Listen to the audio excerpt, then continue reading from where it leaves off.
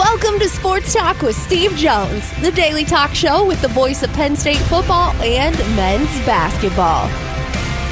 You never know what special guest may stop on by any given day. Now here's the man of the hour, Mr. Steve Jones.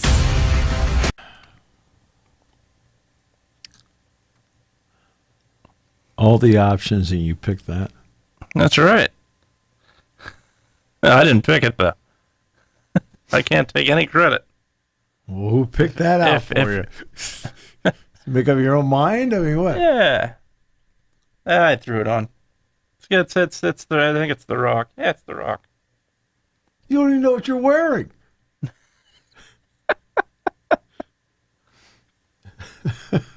All right. We are getting, by the way, good news and bad news for the Pirates. The good news is they're still allowed to play baseball. The bad news is they're going to play Milwaukee. Man, yeah, they are. Milwaukee has won 11 in a row.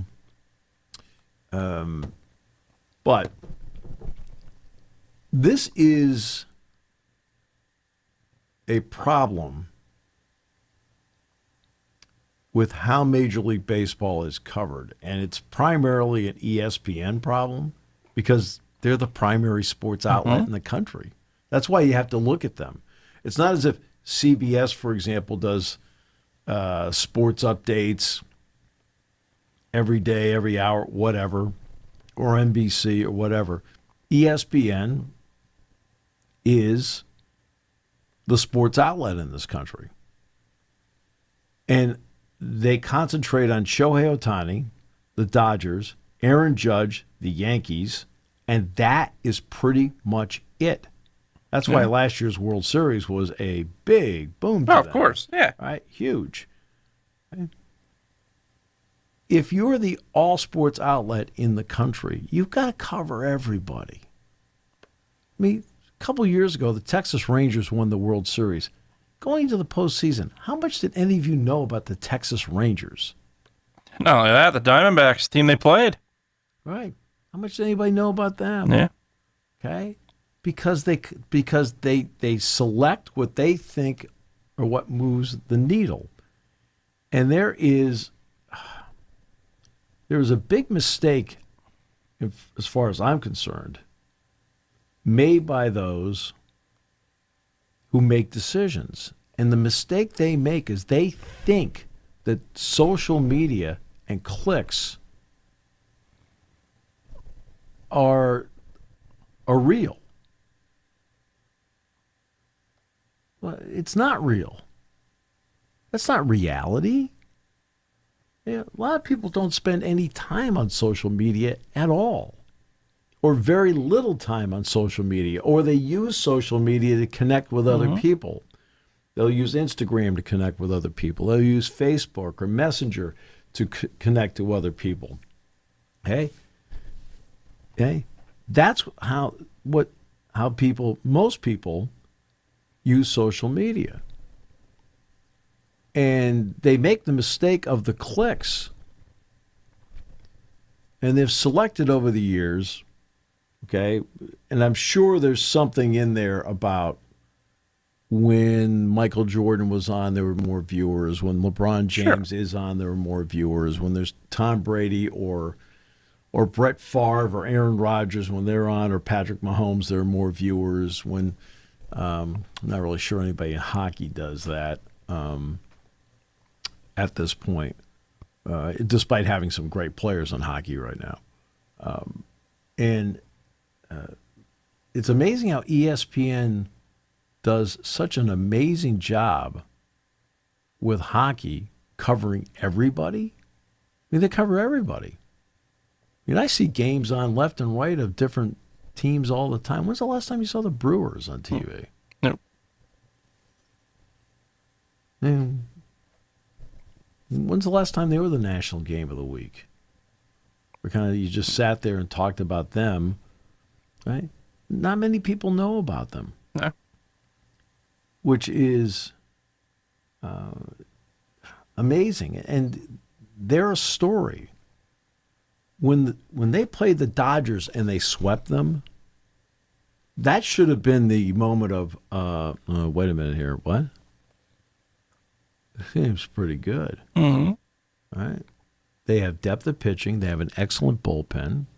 And they have guys who can hit. They fundamentally run the bases well. Milwaukee's a really, really good team. Yet, who can name anybody in the Brewers? All right? I mean, okay? Yeah. And that's partly because they concentrate so much on like the clickbait type of stories. Sure. Right?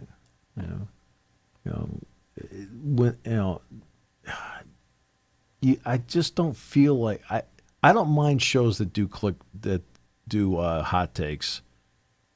I don't watch them. Okay, I don't watch them. Like, for example, every once in a while at a basketball breakfast, they'll have ESPN on in the background, and it's the only time I ever get to see Stephen A. Smith or whomever, because I just don't watch it. I have no interest in watching it. But that doesn't mean that you don't have interest in watching it. Some people do. And I don't mind hot take shows because I can choose to watch it or not, and you may choose to watch it. But SportsCenter, which to me is a news show, should not be a hot take show. Yeah, agreed. And the Milwaukee Brewers are not a hot take. No.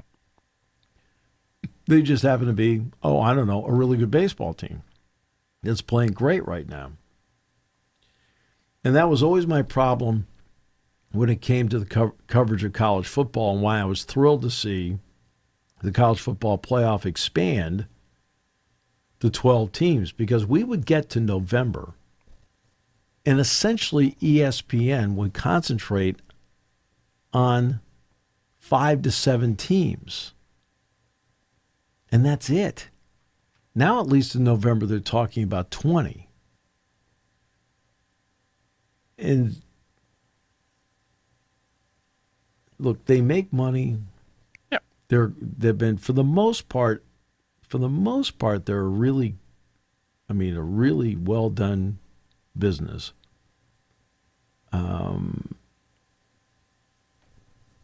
For the most part.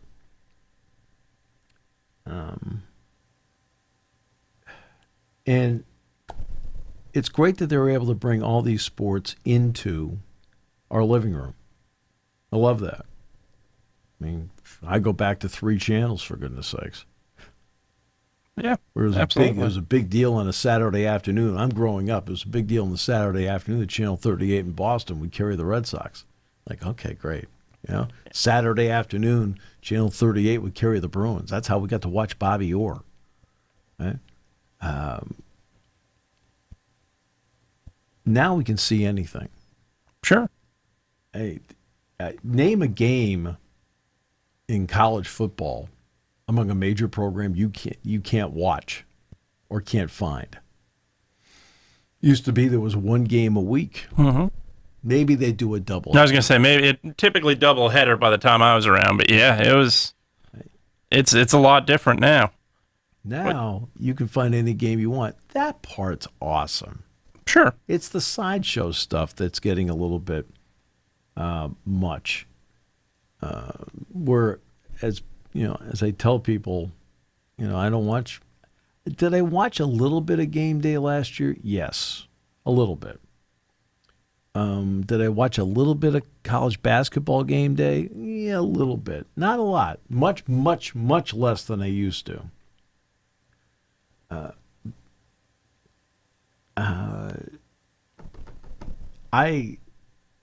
But when it comes to the games, I love watching the games. Mm-hmm. Same. But the Brewers are just another example of, wow, playing great, best record in baseball. What do we know about them? Yeah, exactly. Right.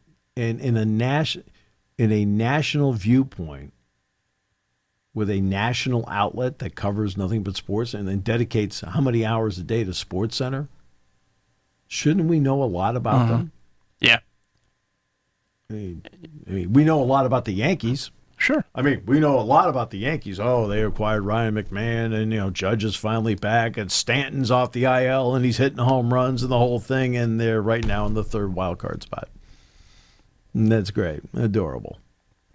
Okay, I got it. Mm-hmm. They're also playing the Twins. Yeah.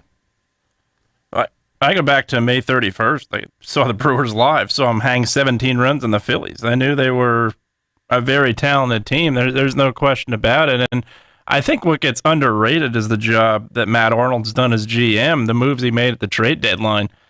Who on earth would have saw what Andrew Vaughn's doing coming right now? 32 RBIs since July 7th. That's he's been incredible. He's lived up to now his obviously he was a highly touted prospect coming into Chicago. Didn't really fit well with the White Sox. He's fitting well here with the Brewers now. Obviously, Terang's had a heck of a year. Churio, you knew the talent was there without a doubt.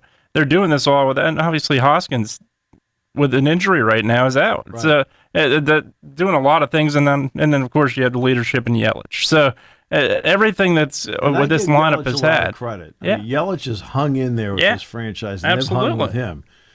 But Contreras has been really Contreras good. Contreras has been great. Is having a good year for them. Churio's having a Churio's been incredible. Yeah, really nice year for them. Yeah, but and their pitching has been off the charts. Mm-hmm. Peralta's done well for them. Quintana, Patrick, Anderson, Uribe. They've got. Woodruff hadn't pitched that much.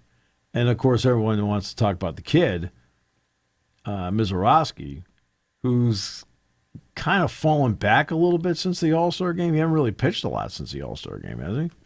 I don't think so. I think he's hardly pitched since the All-Star game, maybe a couple times. He has a tibia. He could return from the 15-day injured list and make an abbreviated start in Cincinnati on Friday. And so that's been his deal. He hasn't pitched since the 28th. He did get the win. But he's the guy that makes the All-Star team. Let's talk about him. Okay, since the All-Star game, he's made 2 starts. Okay. All right. But he's an All-Star. Mm-hmm. Sure he is. Yeah. These are your people. But they're really good. Yeah. When you're able to tag Paul Skeens like they did last night, I think that has to, in some way, garner attention. There's no question. Right. Look, the Skeens stat that just cracked me up was the one where he gave up a career-high 7 hits. You know how many pitchers are doing cartwheels right now? Oh, man. They're going to the clubhouse. If they give up a career high, exactly. I only gave up 7 hits today over 6 innings. I feel great. He's like, I can't believe it. I had such a bad day. Some people give up 7 hits in the first inning. I saw an article about the Pirates. It was Paul Zeiss, as a matter of fact. And he said, look, 2026 can't resemble 2025. It can't. 2026 is going to have to be a year where maybe the young players come together, whatever, and you show some hope and promise. Mm-hmm. In other words, can you somehow get close to 500? Yeah. Because everybody in your division right now is 500 or better. Yeah. If you don't do that in 26, there is a limit to which people are going to say, I support this franchise. There's a limit. Oh, there already is. Yeah, there's going to be a even bigger limit now if that happens.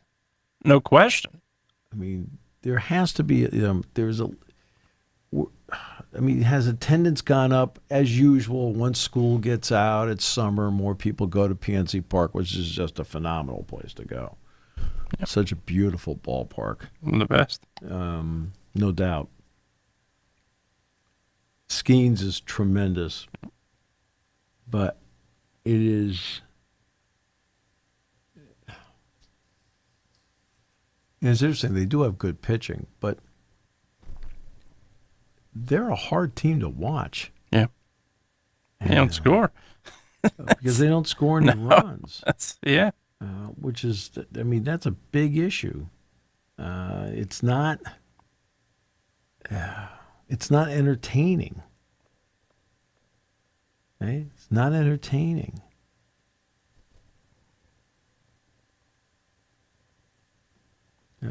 So they've got to show signs of something.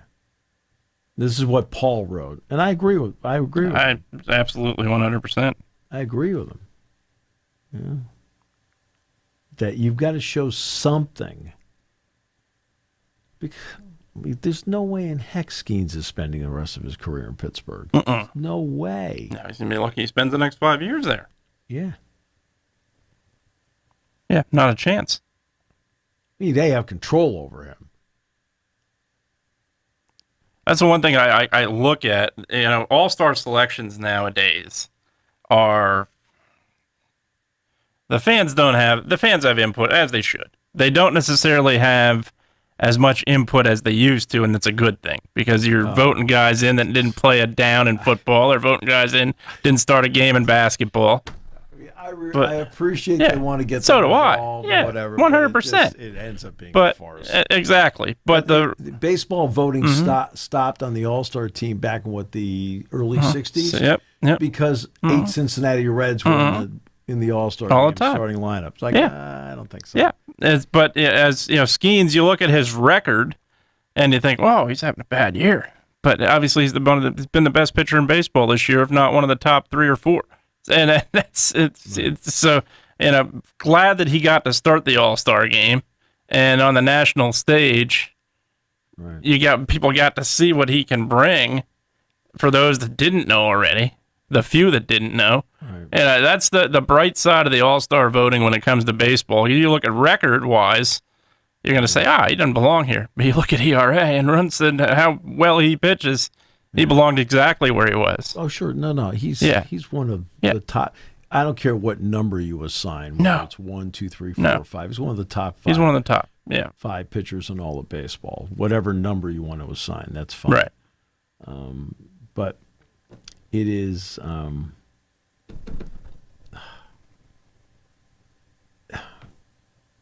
what bothers Pirates fans is that I think they feel like their organization doesn't try. That's exactly right. Yep, 100% right. And I don't know why Bob Melvin doesn't want to try. And I don't mean try overboard. That's not what I'm talking about. No. Right? But make a few moves. Get to $100 million in payroll. Do something. Like in the off season. Act as if you're trying to do something to make the club better. You're in a division with Milwaukee. The Cubs have now bounced back. Right? The Cubs have bounced back as a franchise. St. Louis. Right? And now the Reds are better. So the Reds have bounced back. They're over 500. It's boy, it is. It's sad. It's one thing to look at the Penguins because the Penguins have won 5 Stanley Cups, and the Penguins have won 3 Stanley Cups in the Sidney Crosby, Geno Malkin era. Okay, Chris Letang. So are they are they older in certain spots? Yeah. Are they are they? There's not a lot of in between with the Penguins. They're older with their stars, the younger players, and so for one of the few times they aren't really competitive. But that's rare. That's a cycle that happens. Yeah, okay? every team's going to happen. That's a cycle that happens. The Steelers have been good enough to make the playoffs, but they haven't been able to win a game in the playoffs. Okay. So right now they've been treading water. But this team here, I mean,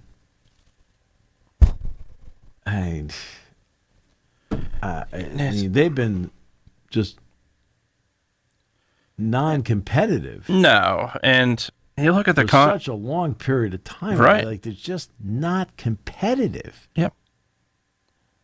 Yeah, and you look at what they did, 2013, 2014, you wanted to build off of that, and you couldn't do it. You lost your talent. You didn't want to pay your talent. And that's why fan bases in Pittsburgh, Kansas City, Oakland, that's why these fan bases, as passionate as they are, and they're passionate. Yeah. They were passionate at one point in Oakland. Yeah. They absolutely were. It's where...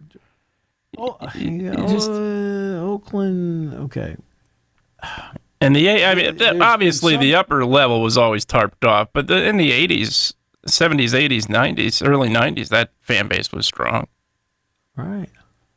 And then also what the Pirates did in the beginning of the year, and they were subject to controversy because of the moves they made as franchises to the fans. I know. Just the simple stuff like that. Yeah. Bucko bricks, fans paid for those. Obviously, they were restored because of uproar. Roberto Clemente's right field. All of those things. Again, I refer to that as management by walking around. There's so much lack of common sense. Yeah, completely. On it. The brick thing was simple. All you had to do was call the people ahead of time. And nobody in the room suggested it? No, apparently not. Would you like we're going to be tearing the old bricks out. We're doing a new plaza. You will be part of the new plaza because you paid in 1999 to be a part of this. But as our thanks to you because you paid, we'd like to offer you your brick. There'll be a shipping and handling cost. Yeah. Cost maybe, but that's it. That's all you had to do. Yeah. Right? I mean preemptively. Right? Yeah. And you didn't walk around the ballpark and see everybody wearing the 21s and then decide to cover it up? And you cover it up with the ad. The people who bought the ad space, it's not their fault. It's no, it's not their fault. They end up looking bad. Yeah. Right? It's like you have to have management by walking around. You have to know who your customer is, who your consumer is, right? It's one of the people talk. I usually do like a dozen speaking engagements during the course of the year. Now, I've got one tomorrow morning, as a matter of fact. Maybe you should go with me. We'll have you talk. There you go. You'd be great. Get up there. The whole room would say, "See you later." They'd clear out. They'd love you. No, here's the voice of State High football. Boo. There it is. I'll tell you. Boo. They'd be booing everything. Right. Tell you. I can see you now. So far, things are going well. Any questions? But I'm going to speak tomorrow in Altoona. Okay, at the Blair County Chamber of Commerce, and then a week from Tuesday. So 13 days from now, I'll speak at Chartiers at the Duquesne Club in Pittsburgh.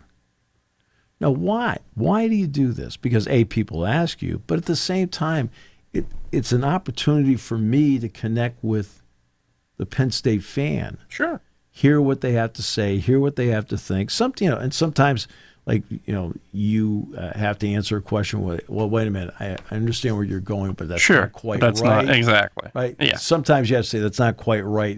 Let me explain why. Or hey, you're spot on. I see exactly what you. But at least I get out there and I'll see. It doesn't matter. 50 people in a group. I've had 300 in a group. I mean, whatever. Or at least you're connecting with them and finding out what they think and what they like and what concerns them. Okay? That's why I think one of the better things they've done at Penn State with athletics, they put the fan council together. And I believe the fan council took a tour of Beaver Stadium yesterday. But do the Pirates do that? Oh, yeah, they have that fan fest, but Nutting didn't show up at it. And he's the one they have all the questions for. They also screwed up Andrew McCutcheon's last name, for crying out loud. Yeah, I know. It's stuff that is that simple. It's laughable. You laugh it off. If it happens once, it's humorous, and you apologize, you move on. It happens over and over and over again with this team. That's the problem. And you look at fans are not, and this is the worst thing you can do as a franchise. I don't care if it's. I don't even care if it's the high school level, the college level, the pro level, is insult the fans' intelligence. They're your consumers. Exactly. They're your consumers. They absolutely you can sit there, pay for the product. You can sit there and say, well, we have all the TV money we want. Yeah. But you have to have people there. Yeah, absolutely have to have people there. It's a spectator sport for a reason. Yeah. And the things that bring fans together are tradition. And obviously, Pirates are going to remember Roberto Clemente. The Cardinals are going to remember Bob Gibson, Stan Musial, Albert Pujols. Well, see, that's the odd thing about Pittsburgh. And this is odd. Yeah. When the Pirates were great, they only drew okay. Yeah. Yeah, it's true. Right? That's the weird part about it. Yeah. I almost felt like there's always a segment in Pittsburgh that loved the Pirates. There's no question about that. Yeah, even early 90s. You look at what that team was. All right, now see, that team drew. Yeah.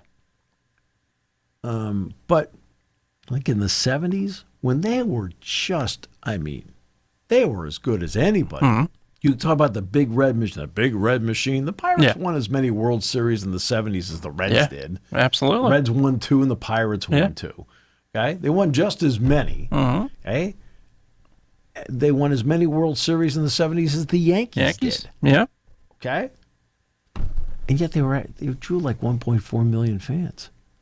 It was the strangest thing back then when they had legitimately not just good, like great teams, like great teams. Yeah. They draw like 1.4 million fans in a year. Now, with this ballpark and everything they have, that same team today, they'd be drawing 3 million fans. It's crazy. Easily. It's crazy how the times have changed. Little League World Series, by the way, is rolling today. 4 games are on tap in South Williamsport. Let's see. You've got Puerto Rico against Venezuela starting at 1. Las Vegas against Clarendon Hills, Illinois at 3.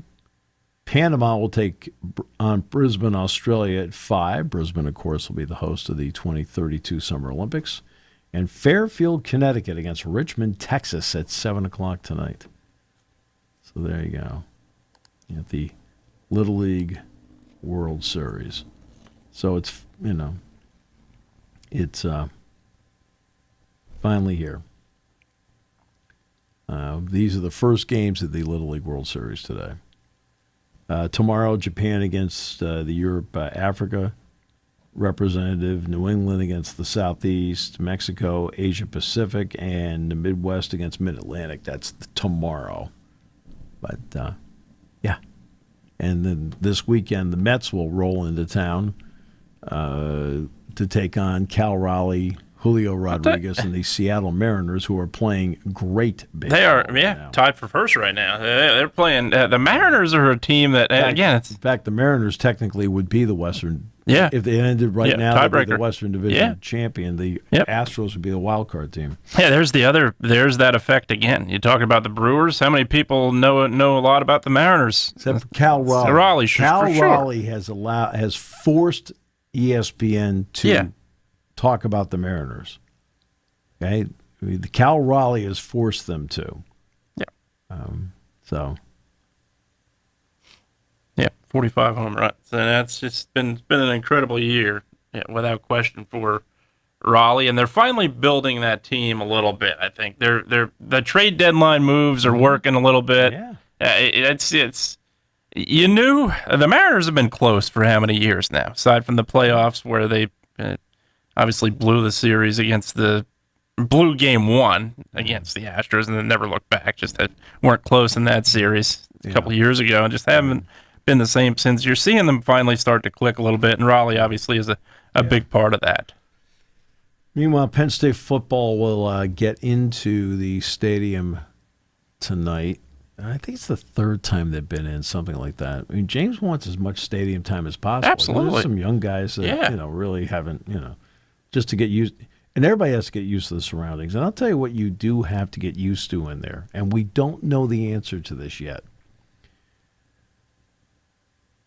As somebody who goes back to when the stadium was 60,000 seats, it was originally 46, but 60,000 seats when I got here, and the track was still in there.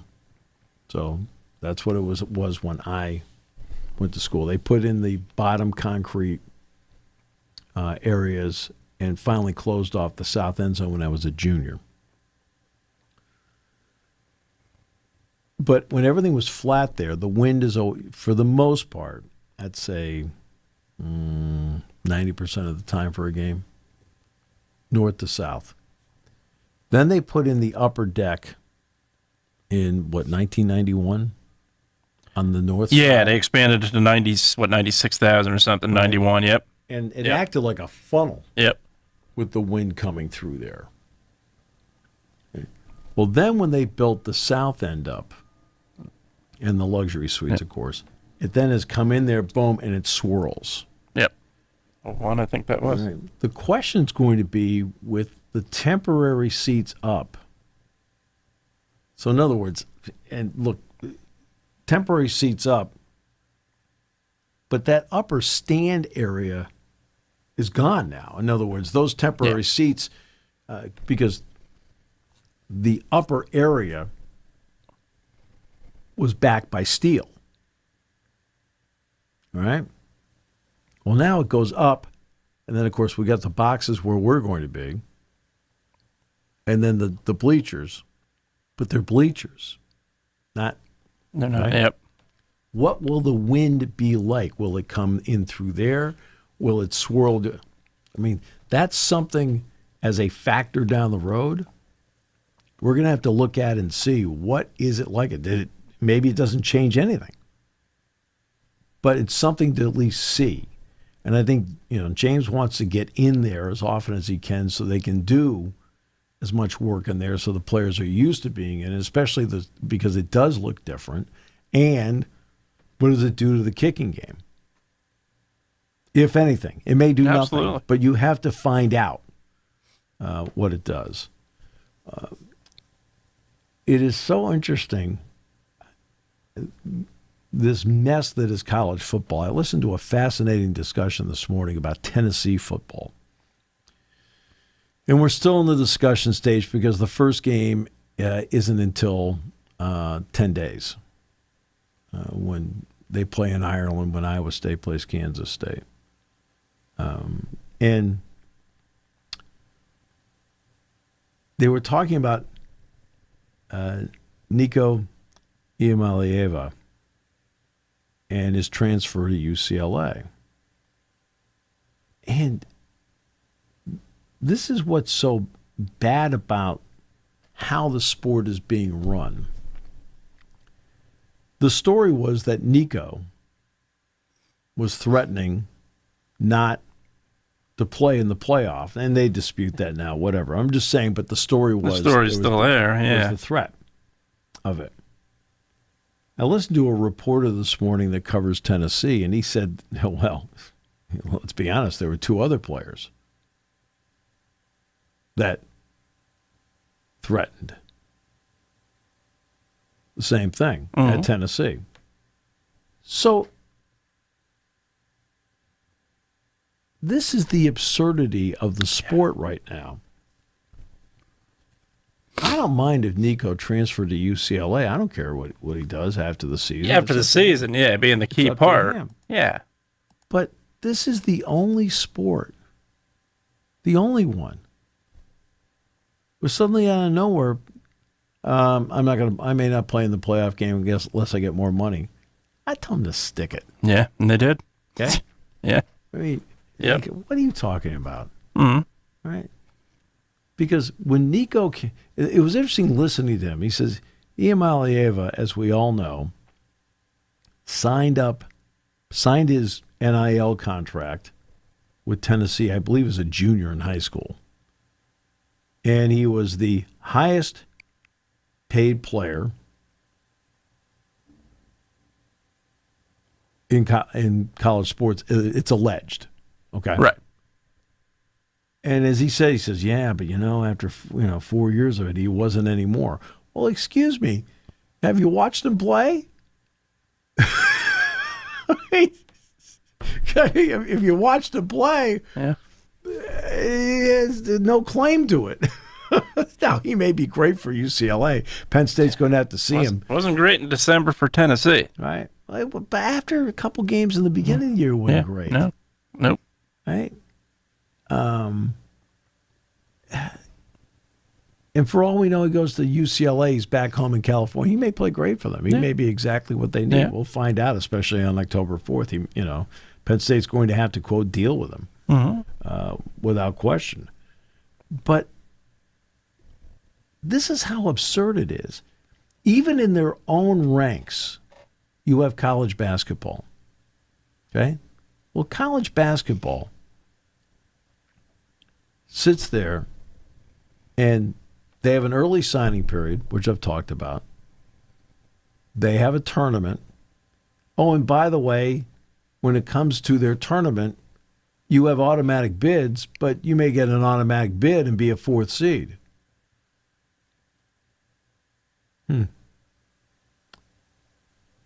Not college football. College football last year, okay, the automatic bid, right, gave you a top 4 seed. Yeah. What are you thinking? You already have college basketball that shows you how to do it. Now, obviously, after 1 year, they've changed. They're going to do the you got it 1 through right. 12. I think got it right. Okay? Yeah. But after 1 year. But Yeah. what made you think that was the right way to go? Okay? If you've got one group over here going 1 through 68, isn't it obvious you sit there and go 1 through 12? Or you're so bound and determined to be different, you do that. Early signing period. They do theirs the first week, essentially the first week of the season. Mm-hmm. Right around there. It could be like into week 2, whatever, okay, of the season. And then you don't think about it the rest of the year. Okay, you get to coach your team. Not college football. No. We're going to put it in when the playoffs being played. Really? How about that? Special. Why don't you do it in August? They've already shown you how to do it. Yeah. Okay, they've shown you how to do it the entire time. It is okay to copy them. It works. Right? The transfer portal part. Portal in basketball is at the end of the season. Yeah, not literally December 15th. Right? Yeah. You sit there and guess what? Make it standardized for all these sports. May 1 to May 15. I don't care if you want to go April 25 to May 15. I don't care. Right? Makes everybody stay in school, and you go from there. I mean, there's so many common sense solutions that they just don't want to do. It's like, no. I don't care how many degrees you have. It doesn't mean you're smart. No. I've seen people that have a Harvard degree pull a door says push. So absolutely. Yeah, that's no doubt about it. And yeah, sometimes the solutions are actually very simple. Sure. Stop overcomplicating it. Stop overthinking it. Yeah. And there are going to be some people that don't like it. Fine. Tell them there are other places to work. Give it a shot. No doubt. Yeah, if common sense were here, Bo Purbill would be on the playoff roster last year. You're no doubt. You're middle of the playoff. Yeah. You've got Tennessee players threatening to not play in the playoff game. And based on what we watched, we're not sure if they did. I'm not sure they've showed up for the playoff game yet.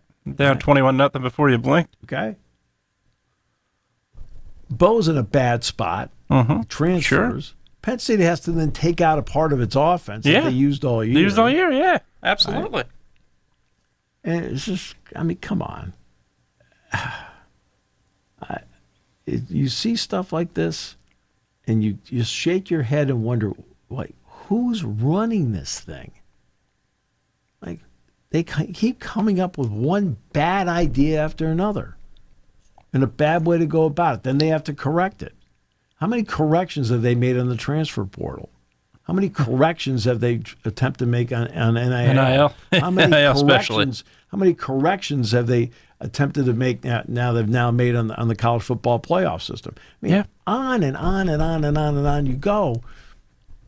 Where there have been simple solutions that just look at what they've done. Yeah. Is college basketball perfect? No, not close. No, but their playoffs went through 68. Yeah, and it's the way it should be. Absolutely. Right? Their signing period is at the beginning of the year. So guess what you're allowed to do? Yeah. Coach your team. Yeah. Right? A football coach has to stop everything they're doing because if they don't, they're going to lose players. Absolutely. Right? You put it at the beginning of the year while still having a February signing period for people who don't want to sign, whatever, depends. Right? And guess what? Okay? If you do it early, you get to coach your team. Yeah. And even in moments, you talk about NIL, when something is unprecedented, you still can try things. Whether it works or not, that's fine. Then okay, here's a model, didn't work, let's change it. There was nothing. With NIL, there was no stability. There was absolutely nothing out of the gate, and you paid for it for 3 or 4 years. You're still paying for it. But you really paid for it in the beginning in a lot of ways because you just did not have a structure. You passed the buck back and forth to each other, so to speak, and that's absolutely why you put yourself in the situation that we're in now. Yeah. It's just so many things don't make sense. No. And they try to make sense of it with just warped explanations. Yeah. I go, well, for God's sakes. I don't know. Days you wonder. Well, we'll be out of those discussions soon enough. We're going to start talking about games. Absolutely. I was reading a little bit about Nevada today. And the defense, which was a real struggle for them last year, maybe a struggle this year. But one thing that's not a struggle for them is Chubba Purdy, Brock Purdy's brother. Yeah. They know he's the kind of quarterback he's not going to walk into Beaver Stadium and go, ooh, how about this? He's going to go in and go, hey, wow, this is great. Let's go play. Okay? And that's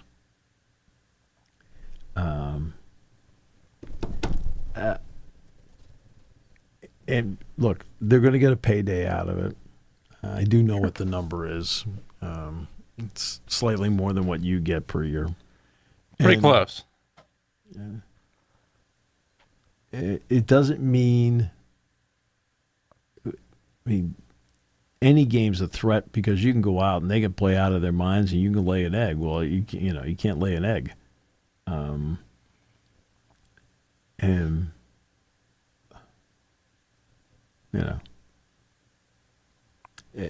that's why the 1-0 thing. The 1-0. It's like I always love when I hear people mock that. I go, I said, okay, you obviously don't coach or play. Yeah. So you can mock all you want, but the coaches and the players have to be the ones that buy into it. So this is about test by test by test by test by test. Mm-hmm. You can sit there at this time of the year and you'll have people, and it's their jobs to predict what records it will be. Now in Vegas, it's like, okay, the over and under is 8.5, because they're trying to, that 8.5 is always the intriguing thing. Can they win 8, 9, They're very clever with that. That's why the house doesn't usually lose. I can tell them by the way you dress. That's right. That the house has won a lot.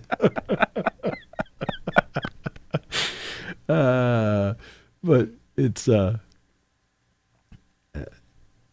the prediction of wins, where you're ranked, so on and so forth. Okay, fine.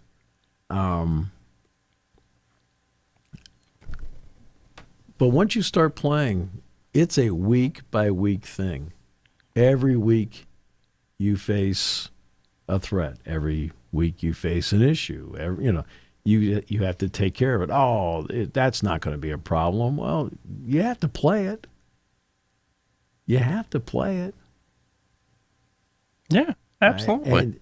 And look, it's not as if Belson, who's a wide receiver for them. Marcus Belson. Good player. And not only that, he's their kick returner. And he's all Mountain West preseason at both wideout and at kick returner. Well, he's a really good player. Yeah, I think he's on the Paul Hornung watch list or something like that, although I think you're on the Vince Scully watch list. So, That's right. No? Not true? Not quite. Didn't go to Fordham, so I think you got to be at Fordham to go to that one. Well, Mike Breen. Oh, man. You just named two of the top 5 in my lifetime of all time, I think.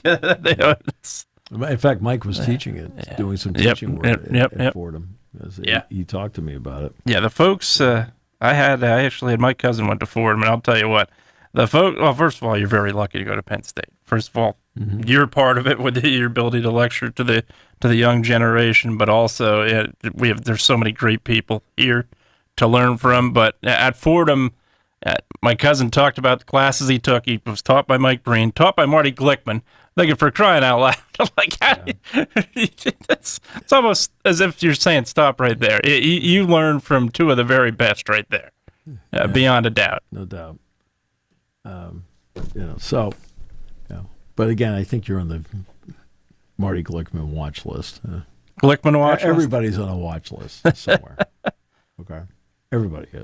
That's if we're going Philadelphia, Harry Cowell's watch list. I mean, it's not. Look, they put out the releases. I'm sure it's great for the kids. I don't think if you could name everybody on that list, I'll tell you what, you are the biggest fan of sports I've ever seen in my life. I don't think so.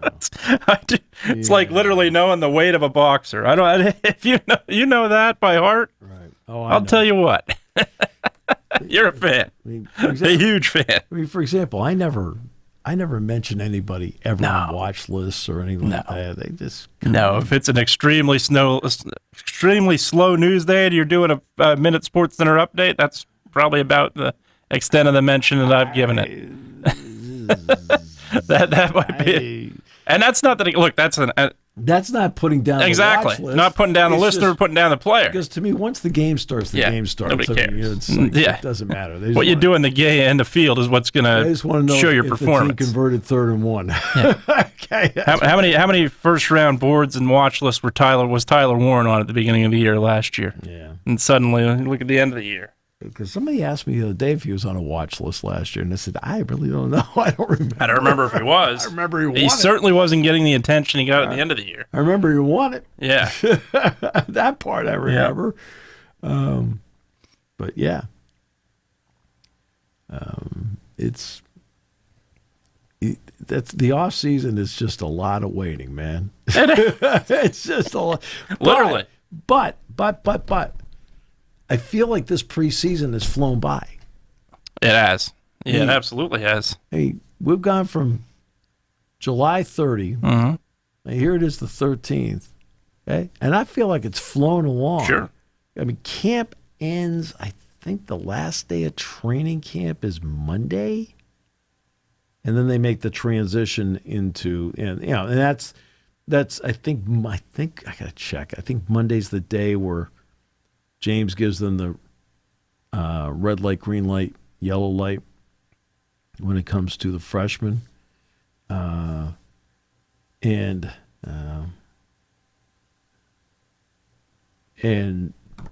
so I think camp ends Monday, and then they transitioned into what are the extra Nevada practices. Right. And that's next week. But that's how fast it's gone by. Today's the last day of classes for the summer session at Penn State. The last day of finals will be Friday. Yep. Friday.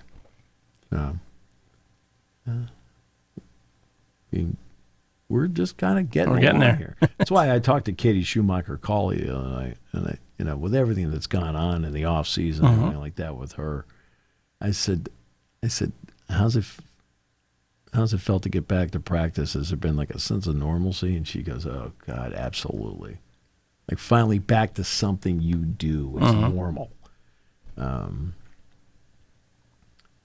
Figuring out what's normal for you is that's right. It's a little difficult. But you've got your first high school game a week from Friday. A week from Friday, yeah. Who's State High playing? Gateway. Yep, going to be here. Gateway here. Mm-hmm. Okay. Yeah, interesting schedule for State High this year. 4 of 5 at home to start the year, 4 of 5 on the road to end the year. You get that matchup at the end of the year. The team that you get the matchup again, second straight year they're playing them. I love seeing Bishop McDevitt back on the schedule. I love when State High plays McDevitt. It's always a game that is a fun one to call. Yep. And there's been so many classics between the two of them. It's great seeing McDevitt back on the schedule. I'm in the minority. I hated going to that field. The Rocket, and so to speak. Ricky Waters would yell at me every time I complained about that field, but it was they had a home field advantage, to say the least. Yeah, they didn't cut the grass before they played that game every time. Well, aren't you accusatory? My goodness. Hey, State High won there. The year they went undefeated, lost to Bethel Park in the playoffs. They won on a Sunday afternoon at the Rock. Blocked a field goal to win it. That was, I think, my last trip there. I think that was my last time. The last time they played down there. So you're saying that? Well, last time they played on that field, they played in a new facility. So in other words, they hate you down there. They might. I'm not 100% sure. I'd have. So if others of us go Wechter used to speak highly of me. He may not anymore. If others of us go with you, is it the possibility we end up as collateral damage? It's what we need to know. I don't think I'm going to go. We could be collateral damage. They may love us, but...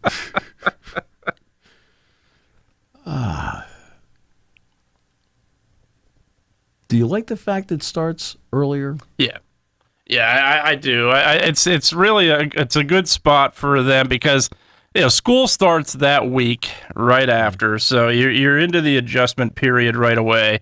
I like that week 0 has basically become week 1 because everybody's playing week 1. Right. Yeah, I like that it starts earlier. Right. Regular season's going to end in October, but the most important part of it, you're going to have those state championship playoffs a week and a half before Christmas. Now, when you had them the Saturday before Christmas, you were asking for it. I think in a lot of ways, you're not going to draw fan base. You didn't draw well last year, obviously. That's well documented. But you're not going to draw at all if you have that. You're going to have heavy traffic issues, obviously, no matter where the state championship game is. They were in Hershey at that time when people complained, and now they're at Cumberland Valley. They've done an outstanding job hosting the state championships football. But yeah, when you have games that close to Christmas, you're in trouble, I think, when it comes to attendance. And I think moving it up a week has helped a little bit. Now, again, they've got to do better with attendance, no question. It's well documented. But